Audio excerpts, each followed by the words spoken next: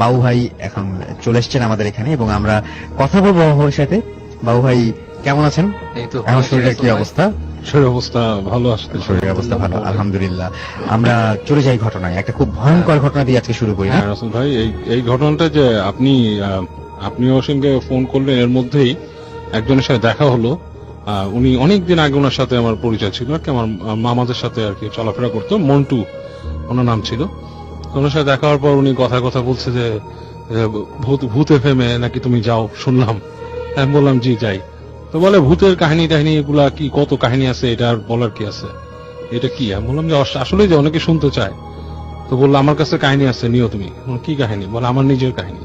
তো যাক, ওনার কাছে মানে জিজ্ঞেস করলাম যে কি কাহিনীটা বলেন। উনি বললো কাহিনী, ওনার নিজের কাহিনী। এটা 1984-85 সাল এরকম সময়কার। তো উনি মিরপুরে, ওনারা থাকতেন মিরপুরে আর কি, আচ্ছা, 14 নম্বরে এখানে। তো উনি চলাফেরা করতেন রাতে, আড্ডাবাজি করতেন, মানে তখন হয়তো ওনাদের স্কুল লাইফ শেষ হয়েছে রাতে, এবং বেশ দুরন্ত ছিলেন ওনারা মানে তখনকার সময় একটু দুরন্তপনাটা বেশি ছিল এখনকার থেকে। তো এদিক ওদিক কাটাতেন, মিরপুরে বিভিন্ন এলাকায় ঘোরাফেরা করতেন। তো একদিন উনি এরকম গভীর রাতে একটা জায়গা দিয়ে আসছেন মিরপুরে, ওখানে একটা দাওয়াত ছিল ওনার, এক ফ্রেন্ডের বড় ভাইয়ের বিয়ে, ওটা খেয়ে উনি ফেরত আসছেন। তো যে এলাকার ভিতর দিয়ে আসছেন সেটা বেশ প্রসিদ্ধ এলাকা, মিরপুরে অনেক মানুষই ওখানে রাতের বেলা খুব একটা চলাফেরা করে না। এখন নাকি অনেকটাই উন্নত হয়েছে, উনি বললো যে এখন ওখানে মানে চলাফেরা কিছু মানুষ করে, বাট একটা সময় করতো না, সন্ধ্যার পর এড়িয়ে যেত বিভিন্ন কারণে। ভৌতিক কারণ বা আরো ওখানে মানে একটু মানে ক্রাইম রেটও বেশি ছিল, কিন্তু ভৌতিক কারণটা একটা কারণ ছিল আর কি ওখানে। মানে মিরপুরে নাকি অনেক বদ্ধভূমি টুমিও ছিল। তো যাই হোক, ওখান থেকে আসছেন রাতের বেলা, গভীর রাত, প্রায় 10টা-11টা বাজে। ওই সময় 10টা-11টা ওই রাস্তার জন্য অনেক রাত।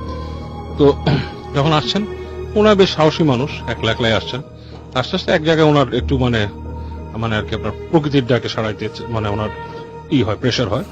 তো উনি ওই হেঁটে কোথায় যাবে সেটা চিন্তা করলো, যে রাস্তার পাশে একটা পুকুর ছিল, বড় পুকুর, এবং ওই পুকুরটাকে ওইখানকার মানুষ খুব এড়ায় চলে আর কি। তো উনি জানে পুকুরটার সম্বন্ধে এসে, তো চিন্তা করে ভূত প্রেত এগুলা কি, মানে খুব একটা গায়ে মাখে না। যদিও ওখানে কিন্তু আমি পার্সোনালি জানি যে 80-র দশকে মিরপুর, শেওড়াপাড়া, ইব্রাহিমপুর এসব এলাকায় যারা থাকতো তারা ভূত জিনিসটাকে খুব বেশি রকম বিশ্বাস করতো। কারণ আমার নানার বাড়ি, অনেক ধরনের এরকম এক্সপেরিয়েন্স আছে। আমার নানার বাড়ি ওখানে, এবং ওখানকার মানুষজন তখন অনেকেই বিশ্বাস করতো বিভিন্ন জিনিস। আমি নিজেই অনেক মিথ জানি ওখানে। আচ্ছা, যাই হোক, উনিও ওই পুকুর সম্বন্ধে কিছু মিথ জানে। উনি গায়ে মাখেনি, উনি ওই পুকুরের পাড়ে এক জায়গায় যে উনি ওনার মতো আর কি কাজ সারছেন। তো যখন কাজ সারছেন, উনি হঠাৎ করে ফিল করে যে ওনার ঘাড়ের মধ্যে কেউ নিঃশ্বাস ফেললো, বেশ গরম নিঃশ্বাস। তো উনি ঝট করে পেছন ফিরে তাকায় যে কোনো মানুষ কেউ নেই, কোনো মানুষ নেই। এবং উনি যখন তাকাইছে, উনি ডান দিকে তাকাইছে, ঠিক একই সময় বাম দিকে ওনার কাঁধের মধ্যে মনে হলো কেউ মানে মানে কোনো কিছু ডাবায় দিছে, মানে ধারালো কোনো কম্পাস বা কিশোরী দিয়ে যদি ছুরি দিয়ে কেউ খোঁচা দেয়, জাস্ট লাইক দ্যাট, এবং মনে চিড়ে দিল ডাবায় দিয়ে কিছুটা। তো জ্বলে উঠছে, উনি তাড়াতাড়ি তাকায় হাত দিয়ে এরকম করছে, হাত দিয়ে ধরছে। তো ধরে দেখে যে ওই জায়গা দিয়ে রক্ত বেরোচ্ছে ওনার, বাট কেউ নাই, কিছু নাই। Excuse me. তো উনি একটু ভয় পায় যে কি ব্যাপার, সাপ টাপ কিছু কিনা। চিন্তা করে সাপ এরকম বেয়ে এই পর্যন্ত উঠবে, আমি তো টের পাবো। উনি খুব ভয় পায়, উনি মানে ভৌতিক ব্যাপারে ভয় পায় না, উনি ভয় পায় যে কি পোকামাকড় কিনা, পোকামাকড়। তো উনি ওইটা রাব করতে থাকে এবং শার্ট দিয়ে ওই জায়গাটা চেপে ধরে। তো এই সময় উনি দেখে ঠিক পুকুরের উপর দিয়ে, ওই যে পুকুরটার ঠিক মাঝামাঝি সাইড থেকে কিছু একটা ভেসে চলে যাচ্ছে। যেটা যাচ্ছে ভেসে, সেটার শেপ হবে 3-4 ফিট উচ্চতা, এবং মানে ঠিক জমাট বাঁধা একটা অন্ধকারের মতো। জমাট বাঁধা বলতেছে যে খুব অদ্ভুত, কিন্তু মানে বর্ণনাটা খুব অদ্ভুত। বলতেছে অন্ধকারটাকে যদি খুব জমাট বাঁধা দাও কোথাও, মানে অন্ধকারের ভেতর অন্ধকার, হ্যাঁ, মানে মনে হচ্ছে বেশি কালো, বেশি কালো, এবং ওইটা যে একটা আলাদা কিছু, ওইটা বোঝা যাচ্ছে। এবং সেটা পুকুরের উপর দিয়ে ভেসে ভেসে যাচ্ছে, মানে পানির থেকে প্রায় 1 ফিট উপরে। তার মানে চারপাশে যেটুকু আলো আছে সেই আলোতে ওই অন্ধকারটাকে আলাদা করা যাচ্ছে, মনে হচ্ছে আলো দিয়ে অন্ধকারটাকে দেখা যাচ্ছে, অন্ধকারটা একটা শেপ। আর উনি তখন খেয়াল করলো ওটা মেঘের মতো আর কি, যেখান দিয়ে যাচ্ছে সেই জায়গার ওই পাশের আলো দেখা যাচ্ছে না। আচ্ছা আচ্ছা আচ্ছা, হ্যাঁ, মানে হালকা ছোটখাটো দুই একটা আলো, ট্রান্সপারেন্ট না। তো উনি দেখে বেশ ভয় পেয়ে যায়, কারণ ওটা একটা সত্তা। ওটা ঠিক পুকুরটা পার হয়ে অনেকখানি চলে গেছে, তারপর উনি দেখলো সার্কেল করে আবার ওটা আসছে ওনার দিকে, মানে ব্যাক করে আসতেছে। তখন ওনার শরীরে সব লোম দাঁড়ায় যায়, উনি মানে বুঝতে পারে না জিনিসটা কি। তো উনি করে কি, ঘুরে হাঁটা শুরু করে, মানে অপোজিট রাস্তায় যাওয়ার জন্য। এবং কিছু দূর হেঁটে উনি পেছন ফেরে, যেটা নাকি স্বাভাবিকভাবে মানুষ করে। তো দেখে যে ওই ছায়াটা পুকুর পার হয়ে গেছে এবং আসছে, কিন্তু ওদিক দিয়ে আসছে। তো উনি আরো জোরে হাঁটা শুরু করেন এবং মানে তখন পর্যন্ত ওনার ভিতরে এমন জিনিস ছিল যে উনি ওই তখন পর্যন্ত এই দোয়া দুরুদ পড়ার মানুষ না আর কি। আচ্ছা, হ্যাঁ, সে হেঁটে দ্রুত পার হচ্ছে ওখান থেকে। তো হাঁটতে হাঁটতে হাঁটতে একসময় সে ওই মেইন রোডে চলে আসে এবং মেইন রোডে এসে উনি ডানে বামে তাকায়, পেছনে তাকায়, কিছুই দেখে না, যে কিছুই নেই আশেপাশে, মানে উনি একলাই। উনি দেখে ওনার ঘাম টাম বের হয়ে গেছে, ঠান্ডার সময় তারপর। তো উনি তারপরে হাঁটে আর কি, হেঁটে হেঁটে ওই ওনাদের 14 নম্বরে ওখান দিয়ে আসে। এসে যখন উনি 14 নম্বরে ঢোকে, ওইখানে ওনাদের এই রাস্তাটা আপনার ভেতরে ঢোকে, ওখান দিয়ে ঢোকার সময় ওনার কাছে কেমন যেন একটু অ্যাবনর্মাল লাগে সবকিছু, মানে ঠিক নর্মালি যেরকম দেখে সেরকম না। মানে উনি কলোনিতে থাকতো, ওনারা তো কলোনির কাছে যখন যাচ্ছে তো মনে হচ্ছে যে এই শীতের মধ্যেও অনেক বেশ বাতাস হচ্ছে। ওনার বাসার আশেপাশে কিছু গাছগাছালি ছিল, সেগুলো নড়ছে। তারপর তরকারির সবজির গাছ ছিল, সেগুলো নড়তেছে, মানে বাতাসে নড়তেছে। বেশ ভয় পায় উনি। তো উনি ওনাদের বাসায় চলে আসে, গেটে এসে কাউকে জাগাতো না, রাত গভীর রাত, মানে হয়েছে বাবা রাগ করতো। উনি বাসায় ঢুকে যায় আর কি। ঢুকে যে ওনার যে শোবার জায়গাটা ছিল সেটা ছিল ওনাদের বাসার গেটের সামনে একটা জায়গা, মানে একটা চৌকির মতো পাতা ছিল আর কি। ভেতরে রুমের ভিতর উনি থাকতো না, রাত্রে ফ্যামিলি মেম্বার অনেক ছিল। তো উনি চুপচাপ নিজের জায়গায় উনি সেটেল হয়ে যান, রাত্রে শুয়ে পড়েন। তো উনি যখন শুয়ে পড়ে, উনি প্রায় ঘুমের মতো অবস্থা, ঘুমায় গেছে। এই সময় হঠাৎ করে ওনার মনে হয় যে ঘুমের মধ্যে থেকে মনে শব্দ হচ্ছে একটা কেমন। তো উনি তাকায়, ঘুমের আর কুটকাট একটা শব্দ আর কি, তাকায় দেখে কেউ নাই। তখন উনি হঠাৎ খেয়াল করে আচ্ছা অন্ধকারে ওনার যে জায়গাটা উনি শুয়ে আছে তার সামনে মানে বারান্দা ছিল দিকে, দেখে বারান্দার মধ্যে ওরকম ঠিক জমাট বাঁধা অন্ধকার, ওই অন্ধকারটা এবং ওই মানে অন্ধকারটা বাইরের যে আর্চ লাইট, যেটা লাইটটাকে ব্লক করে রাখছে। ভয়াবহ ব্যাপার, কিছুটা দাঁড়ায় আছে ওখানে। তো উনি তখন খুব ভয় পায় এবং ওই সময় উনি নিজের অজান্তেই দোয়া পড়েন এবং চোখ বন্ধ করেন, আবার তাকান। তো একটু পরে উনি মনে করেন যে মানে ওনার একটু ধাতস্থ হয়, আবার তাকায় দেখে কিছু নাই। তো উনি ঘুমানোর চেষ্টা করে, চোখ বন্ধ করে শুয়ে থাকে। তার কিছুক্ষণ পরে যেটা হয়, সে মানে এটাতে খুব ভয় পেয়ে যায়। উনি ফিল করে খুব ঠান্ডা কিছু একটা ওনার কপালে টাচ করতেছে। তো উনি ফট করে হাত দিয়ে ধরার চেষ্টা করেন যে কি জিনিসটা। হাত দিয়ে ধরে দেখে একটা লোমশ হাত, বেশ মানে মনে হচ্ছে যে মানে পশম কি জিনিসটা। উনি যেটা বলছে ফেদার আছে না, যে গাড়ি টাড়ি পরিষ্কার করি আমরা, ওই টাইপের নরম লোমশ। আচ্ছা। তো উনি বেশ মানে হয়ে যায় যে এরকম একটা হাতের মতো, এবং উনি চোখ মেলে যখন তাকায় উনি দেখে এরকম একটা কালো অন্ধকারের মধ্যেই বেশ দূর পর্যন্ত চলে গেছে, কিন্তু ওইটা কোত্থেকে আসছে সেটা সে দেখে না। এবং এই পর্যায়ে সে মানে হাতটা একসময় সম্মোহিতের মধ্যে ছিলেন এবং উনি মানে সেন্স হারায় ফেলে বা ওনার খেয়াল নেই। উনি ভোরবেলা ওনার ঘুম ভাঙে, তখন ওই যে সকালে যখন আপনার আজান হচ্ছে এই সময় ওনার ঘুম ভাঙে এবং উঠে যে উনি পরদিন সকালে ওনার মাকে বলে, ওনার জ্বর টর এসে যায় আর কি অবস্থায়। তো ওনার মাকে বলার পর ওনার মা শুনে বলে যে তুমি কোনো খারাপ জায়গায় দিয়ে আসছো, তোমার কোনো আসর হয়েছে। এবং এরপরের থেকে ওনাকে কন্টিনিউয়াসলি উনি উল্টাপাল্টা জিনিস দেখতে থাকে ওনাদের এখানে, বিশেষ করে এই যে অন্ধকার জিনিসটা। তারপরে মনে করেন যে উদ্ভট জিনিস ওনার দেখা যায়, সিমটম দেখা দেয়। উনি নাকি ওই ভয় বেরোতো না। তো তখন ওনাকে ওনার এক খালা, এক মহিলা ছিল, সে নাকি খুব পরিষ্কার টাইপের, ওনার কাছে নিয়ে যায়। সে বলে যে ও রাতের বেলা আসছিল, কোনো একটা খারাপ জিনিসের নজর পড়ছে। তো ওনাকে মানে ঝেড়ে টেড়ে দেয় এবং ওই তাবিজ দিয়ে দেয় আর কি। তারপর থেকে উনি এটা সমাধানটা হয়তো খুব সামান্যই ছিল বা সমাধানটা করা সম্ভব হয়েছে, কিন্তু উনি যে এক্সপেরিয়েন্সের মধ্যে দিয়ে গেছেন সেটা খুবই ভয়ঙ্কর, ভয়াবহ। মানে আপনি যে কথা বলেন এটা মোটামুটি এখনো পর্যন্ত এরকম মনে হয় শুনে নাই যে মানে একটা নির্দিষ্ট শেপ সেটা পুকুরে ভেসে যাচ্ছিল এবং সেটা ফলো করতে করতে বাসায় পর্যন্ত চলে এসেছে। এবং উনি যেমন ওনার কাহিনীর মধ্যে একটাই ছিল যে উনি যে অদ্ভুত জিনিস দেখতেন, এর মধ্যে একটা জিনিস দেখতো যে ওনার চুল, উনি মাঝে মাঝে বাসায় আসলে রাত্রেবেলা উনি দেখতো গভীর রাত্রে চুল ছেড়ে রাখছে বারান্দার থেকে, এবং সেটা লম্বা চুল, মানে ওই ওপর থেকে ঝুলে আছে মানে কে মানে কিছু মানে চুলের মতো ঝুলে আছে। অদ্ভুত ব্যাপার, কিন্তু খুবই অদ্ভুত ব্যাপার। তো বুঝতেই পারছেন যে এরকম আরো দারুণ সব ঘটনা থাকবে ভূত FM আজকে। আমরা চলে যাব আমাদের পরবর্তী ঘটনায় এবং আমাদের সাথে আবারও আমরা একটু বাবু ভাইয়ের কাছে যাবো এবং তার একটা ঘটনা শুনে আসবো। বাবু ভাই, সেকেন্ড যে ঘটনাটা শোনাবেন সেটা কোথাকার ঘটনা? এবং এটা রাসেল ভাই, এটা হচ্ছে আপনার ফ্লোরিডার ঘটনা। ওকে, আচ্ছা, এখানে আমি তখন একটা স্টোরে জব করতাম আর কি, ম্যানেজার ছিলাম। এটা আপনার ছিল হচ্ছে আপনার একটা জায়গায় 10th অ্যাভিনিউতে, মানে ওটার সামনে একটা গ্রেভইয়ার্ড ছিল। তো গ্রেভইয়ার্ডটা ছিল ঠিক আমাদের স্টোরের অপোজিটে। তো স্টোর ক্লোজ হতো রাত 12টার দিকে। তো ওই সময় এটা বন্ধ করে আর কি বাসায় যেতে হতো, যে এমপ্লয়ি থাকতো রাতে। আচ্ছা। তো একটা স্প্যানিশ মেয়ে কাজ নিয়েছিল ওখানে। তো ও রাতে ক্লোজ করে যেত। প্রথম দিকে সে খুব সাহস করেই বলছে আমাকে যে, boss, I'd like to close at night, I'd like to work at the closing shift. আমি বললাম নো প্রবলেম, তার কাজ দরকার, সে আওয়ার চাচ্ছে, ওকে নো প্রবলেম, করো তুমি। তো রাতের বেলা বন্ধ করে যেত, একদিন 2 দিন। তৃতীয় দিনের দিন আমাকে বলছে যে আমি এই রাত্রে শিফটে কাজ করব না। আমি বললাম কারণ কি, তোমার কি কোনো সমস্যা হচ্ছে? তোমার সাথে তো আরেকজন কাজ করে। তো বলছে হ্যাঁ করে, কিন্তু ও তো আমার সাথে বাসায় যায় না, বাসায় তো পৌঁছে দেয় না। আমি বললাম কি তুমি কি গাড়িতে করে যাও না? বলে না, আমার আমি এখান থেকে জব অফ হওয়ার পরে আমি মানে যখন অফ করে দেয় তখন তো আপনার ওই যে সামনে গ্যাস স্টেশনে কেনোপি টেনোপি সব লাইট বন্ধ হয়ে যায়। তো বলে তারপর আমাকে এই কবরস্থানে পাড়ি দিয়ে যেতে হয়, এবং আই এম স্কেয়ার্ড অফ চোপা কাবরা। ও স্প্যানিশরা চোপা কাবরা মানে ওদের ভূত। আচ্ছা। হ্যাঁ, তো আমি ওকে বললাম যে দেখো, এটা কোনো ব্যাপার না, কবরস্থানের পাশে ভয়ের কিছুই নেই, ডোন্ট গেট স্কেয়ার্ড। এই সেই অনেক বোঝানোর চেষ্টা করলাম, সে ভয় পাচ্ছেই। আমি তখন ওই যে কাজ করে, বললাম তুমি কাজ করো, আমি একজনকে বলছি ওর সাথে যে শিফটে কাজ করতো, ওকে বললাম যে তুমি ওকে একটু আগে দিও রাত্রে, ওকে ওই কবরস্থান এগুলো পার করে দিয়ে এসো, তোমার গাড়িতে করে নামাই দিয়ে এসো। তো রাজি হলো। তো কয়েকদিন করার পরে তারপরে আর আপনার সে দিতে চাচ্ছে না, মানে তারও অনেক কাজ আছে এসে। আমি খুব প্রবলেমে পড়ে গেলাম। তো আমাকে ওই আরেকদিন সকালে একটা বয়স্ক মহিলা কাজ করতো, পেনজি নামে। তাকে আমি বলতেছিলাম যে একটু সমস্যা হচ্ছে, অমুক কাজ করতে চায় না, রাতে এই সমস্যা। সে বলতেছে তো তুমি জানো না এখানে তো প্রবলেম আছে। বলছে কি?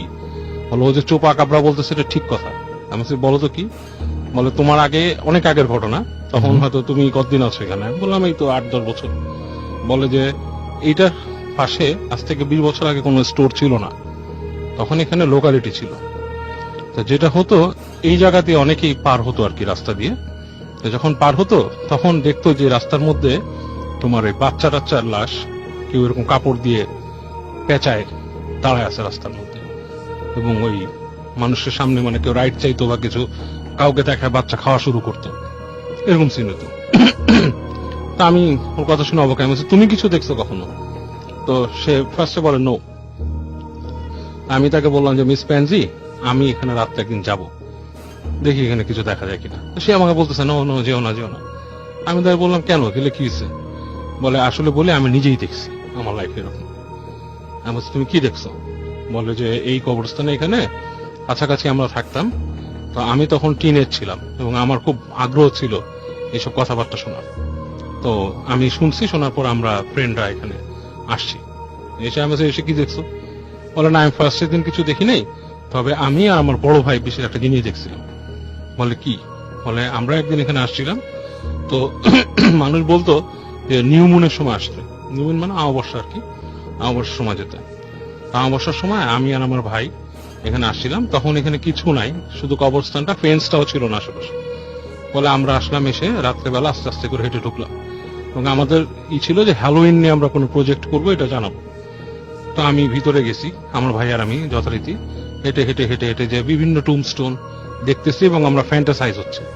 এগুলো আমরা আমাদের ছোটকাল থেকে এগুলো দিয়ে ফ্যান্টাসাইজ হয়, হরর উপন্যাস পড়ি। তো যেতে যেতে এখানে একটা ক্রিপ্ট আছে, মানে ক্রিপ্টটা হচ্ছে আপনার, ওরা কিছু মাটির নিচে কবর দেয়, আর কিছু হচ্ছে একটা ঘর তৈরি করে, যাদের সামর্থ্য বেশি ঘরের মধ্যে একটা এরকম উঁচু হাউসের মতো তৈরি করে, সেটার উপর আবার স্ল্যাব দেওয়া থাকে পাথরের, সেটার উপর খোদাই টোদাই করে লেখা থাকে, বা অনেকে আছে এনগ্রেভ করে, ওটার ভিতর লাশটা রেখে ওটা টেনে দেয়, এবং ওই রুমটা ওইটাই ক্রিপ্ট। তো বলে ওখানে একটা ক্রিপ্ট ছিল অনেক পুরানো। ওই ক্রিপ্টটার কাছে আমরা যখন যাই তখন এই গা ছমছম করা একটা অবস্থা লাগে আমাদের। আমি আর আমার ভাই চিন্তা করি যে এতগুলো কবর পার হলাম, টুমস্টোন পার হলাম, এখানে কেন মানে গা ছমছম করছে।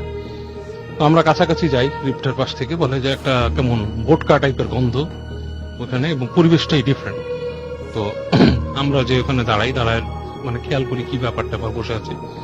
তো বলে প্রায় ঘন্টাখানেক পরে ওখান থেকে দেখি যে দূরে একটা মানে আসছে মহিলা, এবং সে আসছে যে মানে কালো গাউন যেরকম পরে থাকে, শোকের ড্রেস সেরকম আসছে, এবং তার হাতের মধ্যে এরকম একটা পুটলির মতো ধরা, এবং সে হেঁটে হেঁটে আসলো, এসে আমাদের থেকে প্রায় 50 গজ দূরের মতো দাঁড়ালো।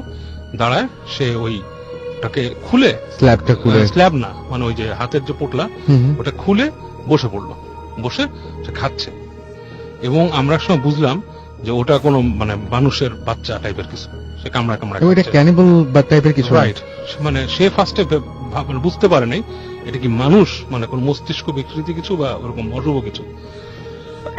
তো ওরা তো টিনেজ ছিল, বললে যে আমরা টিনেজ ছিলাম, আমরা ভয় পাইছি এটা দেখে ফার্স্টে যে ঘটনাটা কি, মানে সাহস করে। তো আমরা একটু নড়াচড়া করছি, নড়াচড়াতেই ওটা সজাগ হয়ে গেছে দূর থেকে, এবং সে বুঝছে যে এখানে কেউ আছে। এবং দেখলাম যে ও আমাদের দিকে তাকালো, মানে আমাদের দিকে মুখ ফুললো, মানে দেখে মনে হলো যে আমাদেরকে দেখছে, এবং তারপরে একটু কাছে এসে সেট করে বাতাসে মিলে গেল। ওখানে তো ক্যানিবল না। এবং এটা দেখে নাকি ওর ভাই চরম ভয় পেল, তার সিজার অ্যাটাকের মতো হলো। তো ও নাকি ভাইকে অনেক কষ্টে মানে হাত পা ঠান্ডা করে হাঁটতে হাঁটতে হাঁটতে মানে কোনো মতে টেনে টেনে ওই গ্রেভিয়ার থেকে বের করলো। তো ওই যে যেই জায়গাটায় ও লাশ খেয়েছিল সেখানে নাকি ও যে আসলেই পড়া দেখছে যে একটা পোটলা এবং মানে ছিন্ন ভিন্ন কিছু রক্ত রক্ত পড়া। তো আরো ভয় পেয়ে ওরা নাকি কবরস্থানের বাইরে চলে যায়, এবং যখন কবরস্থানের বাইরে চলে যায় তার মানে ওটা নিমিষে ভ্যানিশ হয়ে গেল, ওটা যেটা খাচ্ছিল সেটা অস্তিত্ব তখনও ছিল। এবং ওরা যখন বের হয়ে যায় তখন নাকি দেখে কবরস্থানের গেটের সামনে শিয়াল টাইপের কিছু একটা, কুকুর বা শিয়াল সামথিং, ও এত বলে ভালো খেয়াল করতে পারেনি, ওখানে দাঁড়ায় ছিল। এখন মজার ব্যাপার হচ্ছে ওই এলাকায় কিন্তু শিয়াল বা নেকড়ে এই ধরনের কিছু থাকার প্রশ্নই আসে না। সেটাই ফরেস্ট টাইপের কোন জায়গা। এবং কুকুর না, উডস আছে, ফ্লোরিডাতে অনেক উডস আছে, ওইসব উডসে কিন্তু আপনার হিংস্র কুকুর বা নেকড়ে নাই। হ্যাঁ, মানে নরমালি উডস থাকতেই পারে, কিন্তু উডসে যেটা আছে সেটা হচ্ছে আপনার এলিগেটর আছে, রাইট। হ্যাঁ, তারপর আরো যদি ভিতরের দিকে যান ওখানে কয়েক জায়গায় আমি শুনছি যে ওয়াইল্ড বোর আছে, আচ্ছা, বন্য শুকর আছে, বাট এই যে নেকড়ে বা এই ধরনের কিছু নাই। আর ওইটা যে ছিল ওইটা হচ্ছে আপনার একটা সিটির ভিতরে, আজ থেকে হয়তো 20-30 বছর আগে হয়তো ওই জায়গাটা আর একটু আন্ডার ডেভেলপ ছিল। সেটাই, ঠিক আছে। মানে এখন যেখানে আমি লাস্ট যেটা রিকল করি ওখানে আশেপাশে 3টা গ্যাস স্টেশন আশেপাশে। তো তারপরও রাতের বেলা বেশ কিন্তু নীরব হয়ে যায় জায়গাটা, রাইট। রাতের বেলা নীরব হয়ে যায়, ফেন্সড আছে, এখনো অনেকে ভয় পায়। হ্যাঁ, যদি ওখানকার কেউ থাকে সে দেখতে পারে 10th অ্যাভিনিউ এন্ড আপনার ইসের কাছে, কার্ক রোডের কাছে ওই জায়গাটা। এবং বেশ ওই গ্রেভিয়ারটা অনেকেই রাতের বেলা ওই লোকালিটির যারা আছে তারা অনেকে এখনো চোপা কাবড়ার কথা বলে ওখানে। চোপা কাবড়া, অলরাইট, আপনারা একটু অবশ্যই মনে রাখবেন চোপা কাবড়া। আমরা আরো একটা ঘটনা শুনলাম এবং এই ঘটনাটাও খুব চমৎকার ছিল, আশা করছি আপনাদের ভালো লেগেছে। আমি এসএমএস তো পড়বই, এসএমএসটি একটু ফিরে এসে পড়ি, তারা একটা ছোট্ট বিরতি নিচ্ছি এবং বিরতির পরে আবারও ফিরে আসবো। সেই পর্যন্ত আমাদের সাথে থাকবেন। Stay tuned to Furti and don't stop the Furti. আপনার নামটা একটু প্লিজ বলবেন সবাইকে। Hello everyone, this is Sudipta. Rasel ভাই, ইনফ্যাক্ট আজকে আসছি ঘোড়াশাল থেকে। আপনি ঘোড়াশাল থেকে এসেছেন? আপনার ঘটনাটা নিশ্চয়ই ঘোড়াশালের, না? হ্যাঁ, ঘোড়াশাল সরকারি কলোনি। ওকে, শুনি। আচ্ছা, তো ঘটনাটা সেপ্টেম্বর মাসের। ঘটনাটা যে ফ্যামিলির সাথে ঘটে ও 5 জন ফ্যামিলি মেম্বার। তো সবচেয়ে ছোট যে ছেলেটা, তো ওই ফ্যামিলি মেম্বারের মধ্যে বড় ভাই, বড় আপু এবং সেই ছোট ছেলে। তো ছেলেটির নাম শাওন। তো ঘটনার শুরুতে একটু বলে নেই যে শাওন ছেলেটা খুবই মিক মাইন্ডেড। সে মানে খুব কম কথা বলে, সবার সাথে মিশলেও সে খুব লিমিটেড ভাবে বাইরে যায়, সে খেলাধুলা করে অ্যাজ ইউজুয়াল, খুব নর্মাল। তো ছোটবেলা থেকে ও একটু ভীতু প্রকৃতির ছিল, যে সন্ধ্যাবেলা দেখা যায় যে খেলতে গেলে যখন সন্ধ্যা হয় তখন বাসায় উঠতে গেলে ওর মাকে ডাক দেয় সিঁড়ির থেকে যে মা এসে বাসায় নিয়ে যাও। তো ঘটনা যেদিন, ওই দিন রাত্রে একটা ফ্যামিলি অ্যাজ ইউজুয়াল যেভাবে ঘুমায় রাত্রে 11:30 থেকে 12টা পর্যন্ত মধ্যে, তো আন্টি কি করে যে ওকে অ্যাজ ইউজুয়াল ওর বিছানা রেডি করে দিয়ে ঘুমাতে যেতে বলল। তো রাত্রেবেলা আন্টি জাস্ট ফিনিশিং এর জন্য একবার কিচেনে যায়। কিচেন থেকে ফেরার পথে দেখে যে ডাইনিং রুমে শাওন দাঁড়িয়ে আছে এবং জানালা দিয়ে বাইরে তাকিয়ে। তো প্রথমে বলে যে কি ব্যাপার, তুই এখনো ঘুমাস নাই? কিছু না, মুখ পানি খাবো। তো আচ্ছা ঠিক আছে, তুই রুমে যা, আমি তোর জন্য পানি নিয়ে আসছি। তো আন্টি তার ছেলেকে রুমে পাঠায়। আন্টি এক মগ পানি নিয়েও যায় রুমে, শাওনকে দেয়, শাওন খায়। তো খাওয়ার পরে ওকে ওই দিন রাত্রেবেলা রুমে রেখে আসে, মশারি কমপ্লিট করে, বিছানা কমপ্লিট করে ওকে ঘুমাতে দিয়ে আসে। তো রাত্রের বেলা হয় কি যে 1:30 থেকে 2টার দিকে আন্টি আরেকবার যায়। আন্টি আরেকবার বের হয়, বের হওয়ার পরে সেম দৃশ্য যে শাওন ডাইনিং রুমে বাইরের দিকে তাকিয়ে আছে। তো বলে যে কি ব্যাপার, তুই এখনো ঘুমাসনি? এটা বলার সাথে সাথে ও কি হয় যে দৌড় দিয়ে ওর যে রুমে ঘুমাতো ওই রুমে ফিরে আসে। তো রাত্রে ওই দিন খুব খারাপ কিছু ঘটে, যে ওই দিন রাতে 2টোর দিকে আশেপাশ থেকে শোনা যায় অনেক আঙ্কেল আন্টি মানে জোরে জোরে আম্মু আব্বু বলতে শুনেছিল। আর ফিনিশিং রাত্রেবেলা যেটা হয় যে একটা ফ্যামিলির নর্মাল ঘুমানোর সময় দরজা আটকিয়ে ঘুমাবে। আর আমরা ঘটনাটা শুনি, আপনি যেভাবে আমাকে বলেছিলেন সেভাবে প্লিজ একটু আচ্ছা। বলুন। তো রাত্রেবেলা হয় কি যে যখন ছেলে শোয়ার পরে সামথিং ওর রুমে এক্সিস্টেন্স একটা থাকে। তো ওই ওকে একটা কিছু ক্যারি করে নিয়ে যায়। নিয়ে যাওয়ার পরে রাতে তো কেউ কোনো কিছু টের পায়নি। সকালবেলা পিছনে বিল্ডিং এর এক আঙ্কেল সকালে নামাজের পরে আসে, এসে বাসায় নক করে। নক করার পরে বলে যে আন্টি অ্যাজ ইউজুয়াল দরজা খোলে আঙ্কেলকে সাথে নিয়ে। তো বলে কি এত সকালবেলা কি হয়েছে? পরে বলে যে আপনাদের ছেলে তো নিচে পড়ে আছে। তো সকালবেলা দরজা খোলার আগে এত রুম টুম চেক করে ওরা যায়নি, বলে যে না আমার ছেলে আমার রুমে আছে, আমাদের রুমে ঘুমাচ্ছে। পরে বলে না আসুন, আপনি নিচে আসুন, নিচে এসে দেখে যান। তো নিচে গিয়ে দেখে যে আসলেই শাওন পড়ে আছে, ওর শরীরের শার্ট গুলো ছেঁড়া। আর এই ছেলেটা রাসেল ভাই আসলে কিরকম যে আমরা যদি ধস্তাধস্তি করে ছিঁড়ি, এটা আসলে সে ছেঁড়া না। আমি যদি রেতি দিয়ে আপনার শার্ট বা টি শার্টে পোজ দেই, অথবা কোনো কিছু যদি আপনাকে খাঁচি দেয় স্ক্র্যাচ করে, তাহলে এটা ছিল অনেকটা হার্মটা ওই রকম। আর ওর জিহ্বাটা যে খুব খারাপ ভাবে ড্যামেজড ছিল, আর মাথার এই সাইডে অনেক ব্যথা পায়। আর সবচেয়ে মোস্ট ইম্পর্টেন্টলি পার্ট যেটা ওর ফিমার, বাম পায়ের ফিমার, এই ফিমারের হাড় কিন্তু খুব শক্ত। এটা নর্মালি একটা মানুষের পক্ষে মোটেও ভাঙা সম্ভব না, যদি এটার উপর দিয়ে কোনো গাড়ি বা না যায়, অন্য কিছু না যায়। তো এই ফিমারটা ভাঙা ছিল, ও বাম পা এখনো পুরোপুরি হাঁটতে পারে না, ও ক্রাচ ইউজ করে। আমি একটু ঘটনাটা আপনি আমাকে যেভাবে বলেছিলেন আমি একটু সবাইকে বলি। সেটা হচ্ছে যে আপনি হসপিটালে তাকে নিয়ে যাওয়া হয় এবং আপনি বলেছিলেন যে হসপিটালে তাকে খুব খারাপ অবস্থায় নিয়ে যাওয়া হয় এবং সেইখানে গিয়ে এই ছেলেটাকে আপনারা যেভাবে পান সেটা হচ্ছে সেই ছেলেটার মোটামুটি সমস্ত শরীরেই ড্যামেজড এবং প্লাস্টার করা ছিল। এবং তাকে ওইখানকার ডাক্তাররা মানে যখন সচেতন তখন চেতনা ফিরে পাওয়ার পর জিজ্ঞেস করেছিল যে তোমার কি হয়েছিল। সে প্রথম যে কথাটা বলে সেটা কি বলে? সে বলে যে আমি একটা জিনিসই ফিল করতে পারি, সেটা হয়েছিল সামথিং আমাকে ডাক দিয়ে কোলে করে নিয়ে যায়। এরপর আমার ঘুম ভাঙে, আমি নিজের শরীরকে এত ড্যামেজড অবস্থায় নিচে দেখতে পাই। ওকে, এখন বলেন যে ওনাকে আসলে কিভাবে পাওয়া গিয়েছিল, ওই জায়গাটার বর্ণনা দেন। আপনি বলেন অলরেডি আপনি বলেছেন যে আপনার শার্ট স্ক্র্যাচ করা ছিল, এরপরে আপনি বলেছেন যে তার জিহ্বায় কোনো একটা ঝামেলা ছিল এবং তারপরে আপনি একটা জিনিস মনে হয় মিস করেছেন, যে আপনি বলেন যে ছাদ থেকে যদি এটা বলছি আমি। তো ওরা যে বিল্ডিং এ থাকে ওই বিল্ডিং থেকে যদি আমি মানে উপর থেকে যদি কেউ কিছু জিনিস ফালাইও, এত দূরে যাওয়া সম্ভব না, ঠিক আছে, যদি আমি ফোর্স দিয়ে না ফালাই। তো ছেলেটা নর্মালি যে জায়গায় পড়েছিল আর যে ইনসিডেন্ট যে জায়গায় হয় ওটা আমরা দেখলেই বুঝতে পারবেন যে মানে মাটিতে 2 থেকে 3 ইঞ্চি গর্ত ছিল, যেরকম যেন ওকে কেউ কোনো কিছু দিয়ে ফোর্স করে একদম মাটির মধ্যে গেঁথে দেওয়ার ট্রাই করে। আর পুরো শরীরের অবস্থা খুবই ড্যামেজড ছিল, সকালবেলা স্ক্র্যাচ ছিল, এগুলি। আপনাকে অনেক ধন্যবাদ।